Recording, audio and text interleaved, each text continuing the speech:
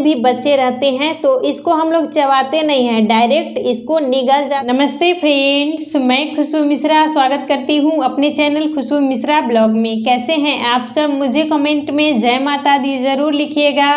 और आज इस वीडियो में जानेंगे जितिया व्रत कब है। जितिया व्रत से लेकर पारण तक की संपूर्ण नियम विधि, बहुत सारी जानकारी आपको इस वीडियो में मिलेगी। इससे पहले अगर आपने मेरे चैनल को सब्सक्राइब नहीं किया है तो इसे सब्सक्राइब कर लें, बेल आइकन को ज़रूर प्रेस करें जिससे वीडियो की नोटिफिकेशन आप लोग के पास सबसे पहले पहुँचे। जितिया व्रत आश्विन महीने के कृष्ण पक्ष अष्टमी तिथि को यह किया जाता है और यह व्रत 3 दिनों तक होता है और यह व्रत निर्जला ही रखा जाता है। और इस बार जितिया का व्रत 5 अक्टूबर दिन बृहस्पतिवार को नहाय खाए है, 6 अक्टूबर दिन शुक्रवार को हमें व्रत करना है और 7 अक्टूबर दिन शनिवार को पारण है। व्रत के भोर में सरगी किया जाता है, तो सरगी करने के लिए आप 2:30 बजे तक ही उठ जाइए। अगर आप टाइम से उठिएगा तो सरगी आप टाइम से कर पाइएगा। कौवे की आवाज़ हमारे कान में नहीं आनी चाहिए, 4 बजे से पहले हमारा पूरा काम हो जाना चाहिए।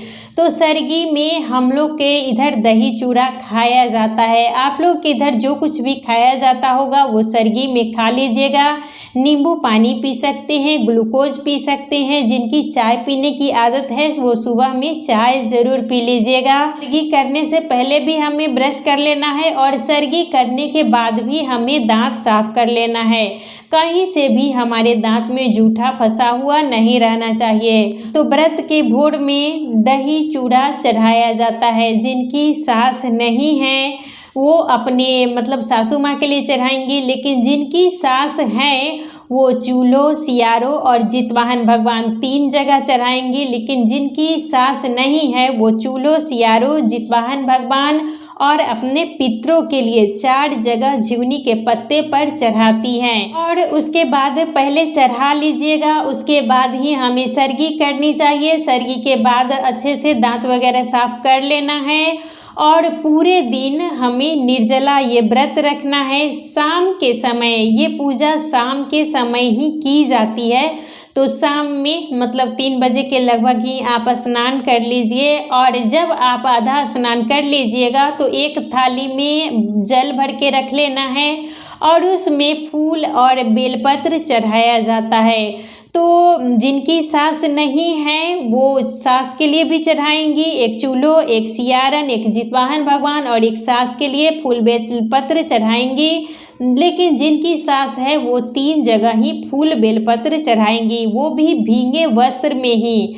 जब आप स्नान कर लीजिएगा भींगे वस्त्र में ही हमें फूल बेलपत्र चढ़ा देना है। उसके बाद आप कपड़ा बदल के कोई भी लाल पीली साड़ी ये सब ज़रूर पहने, क्योंकि व्रत के दिन लाल पीला पहनना बहुत ज़्यादा अच्छा होता है। और आप लोग सिंदूरा से मांग जरूर भर लीजिएगा। जिन लोगों के पास अगर सिंदूरा नहीं है तो वो एक नया सिंदूर का पैकेट रखेंगी और उसी से अपनी मांग भर लेनी चाहिए। कोई भी जब विशेष व्रत त्यौहार हो तो उसमें अपने सिंदूरा से हमें मांग जरूर भरनी चाहिए। उस पैर में महावर आप पक्का लगा लीजिएगा। कोई भी व्रत त्यौहार में हमें पैर में महावर जरूर लगा लेना चाहिए, अच्छे से सज सवर के ही इस पूजा को करनी चाहिए। उसके बाद हम सूर्य भगवान को जल चढ़ाएंगे, तुलसी माता की पूजा करेंगे। घर में जितने भी देवी देवता भगवान हैं आप उनकी पूजा कर लीजिए और उसके बाद इसमें कथा सुना जाता है। तो जो सोने का जितिया पहने हुए हैं वो अपना धागा जरूर बदलवा लीजिएगा। और जितिया रखने से पहले हमें गंगा जल से उसको थोड़ा सा शुद्ध जरूर कर लेना चाहिए। और जिन लोगों के पास अगर धागे की जितिया है तो प्रत्येक साल वो धागा का जितिया जरूर बदलती हैं।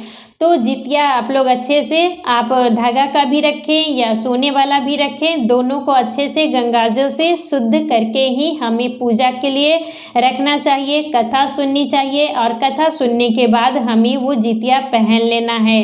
बहुत से लोग हैं जो पारण के बाद जितिया पहनते हैं, पहले अपने बेटे को गले में पहना देते हैं और उसके बाद अपने गले में पहनते हैं। व्रत के दिन हमें दातुन का यूज नहीं करना चाहिए। दिन में आप जब स्नान कर रही हैं तो उस समय मतलब आप दांत उंगली से ही थोड़ा बहुत साफ कर लीजिएगा। लेकिन अष्टमी तिथि में कोई भी हमसे खर भी नहीं टूटना चाहिए। और व्रत के दिन आप काम भी कम करें। अगर आप काम कीजिएगा तो आपको प्यास ज़्यादा लग सकती है। सब्जी वगैरह भी उस दिन ना काटें, क्योंकि ये जो व्रत होता है जीव के लिए होता है, तो कोई भी किसी को कष्ट नहीं होना चाहिए। इस बात का आप लोग विशेष ध्यान दीजिएगा।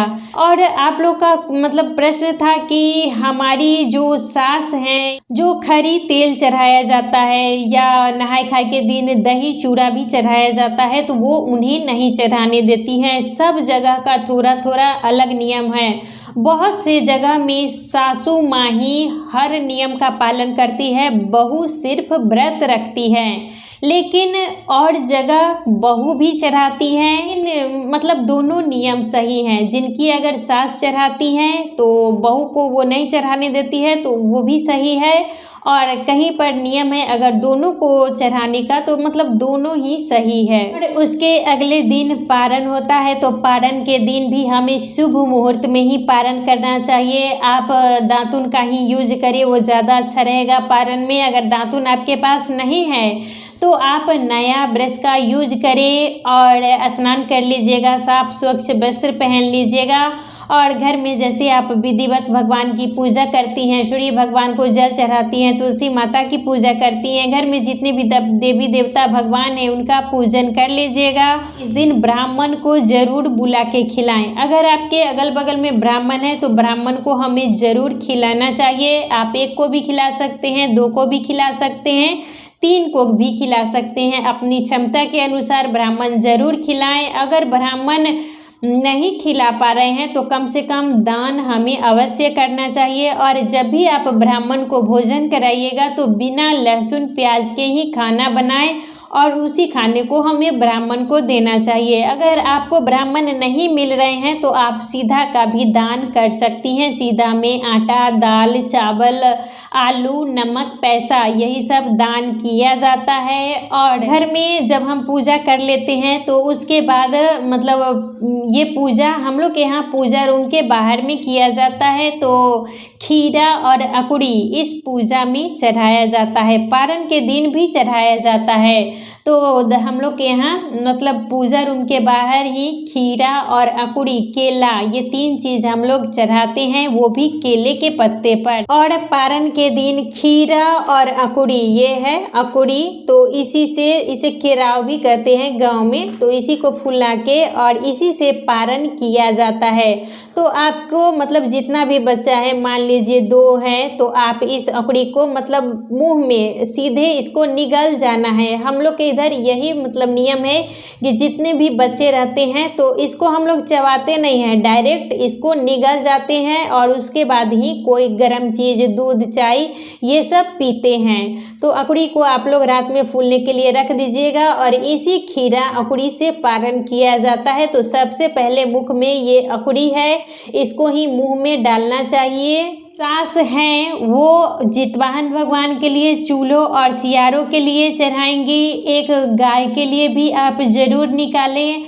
और जिनकी सास नहीं है वो एक चूल्हों और सियारों के लिए, एक जितवाहन भगवान के लिए और एक अपने पितरों के लिए ज़रूर निकालें। जितवाहन भगवान को प्रसाद चढ़ा रही हैं, उस प्रसाद को हमें अपने बच्चे सबको, अपने पति को देना चाहिए। जो चूल्हों सियारों को चढ़ाइएगा उसे मतलब छत पर रख दीजिएगा या फेंक दीजिएगा, मतलब कहीं भी ऐसा जगह रख दीजिए जो पशु पक्षी खा जाएं।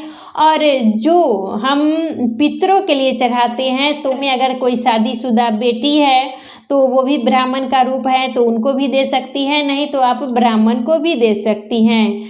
लेकिन ये खीरा अकुड़ी वाला प्रसाद अपने बच्चे सबको ज़रूर दीजिएगा। और व्रत के दिन मान लीजिए अगर बहुत से लोग हैं जिनको अगर प्यास बर्दाश्त नहीं हो रहा है, बहुत मतलब परेशानी जैसी लग रही है, तो वो पशु बनकर पानी पी सकते हैं।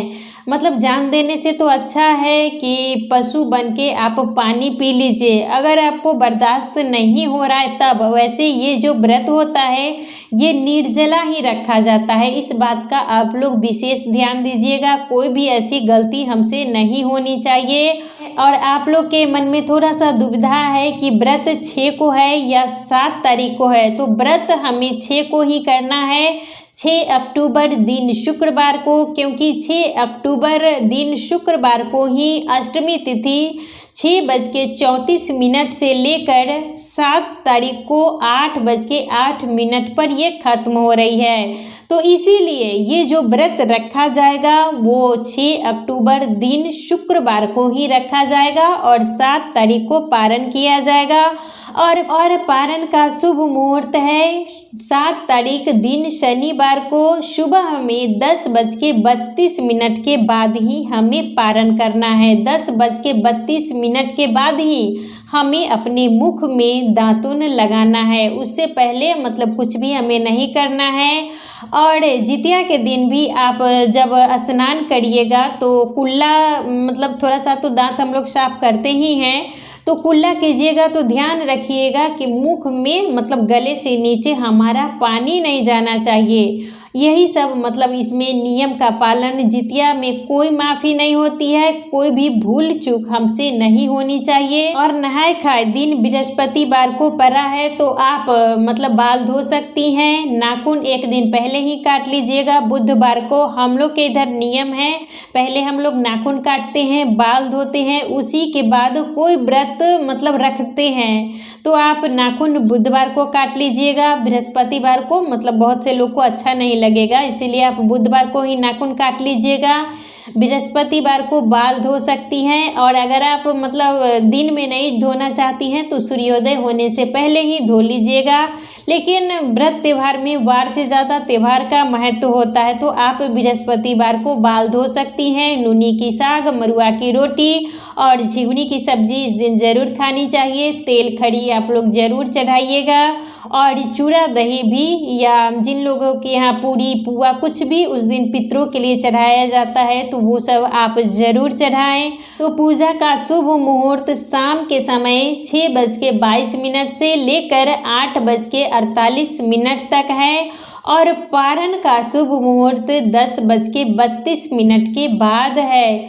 तो आप मतलब पूजा भी शुभ मुहूर्त में कर लीजिएगा। वैसे ये पूजा शाम के समय ही किया जाता है, तो आप पूजा कर ले, और पारण भी हमें शुभ मुहूर्त में ही करना चाहिए, क्योंकि ये जो मतलब व्रत होता है बहुत ही हमें नियम निष्ठा से करना चाहिए। कोई भी ऐसी हमें गलती नहीं करनी चाहिए जिससे हमारा व्रत खंडित हो। इन्हीं सब नियमों का पालन ज़रूर करना चाहिए।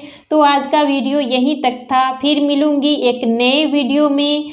और इस बार जितिया का व्रत 6 अक्टूबर को ही है, इसमें कोई संशय नहीं है, कोई दुविधा नहीं है। आप लोग निसंकोच 6 तारीख को व्रत रखें। सरगी भी इस बार पड़ा है तो सरगी भी हमें करनी है, कोई दुविधा इसमें नहीं है। तो आप लोग व्रत अच्छे से रखिए, पूरा नियम निष्ठा से हमें ये व्रत करना है। तो आज का वीडियो यहीं तक था, फिर मिलूंगी एक नए वीडियो में। वीडियो अच्छा लगे तो इसे लाइक कीजिएगा, मेरे चैनल को सब्सक्राइब कीजिएगा। फिर मिलूंगी एक नए वीडियो में, तब तक के लिए नमस्कार।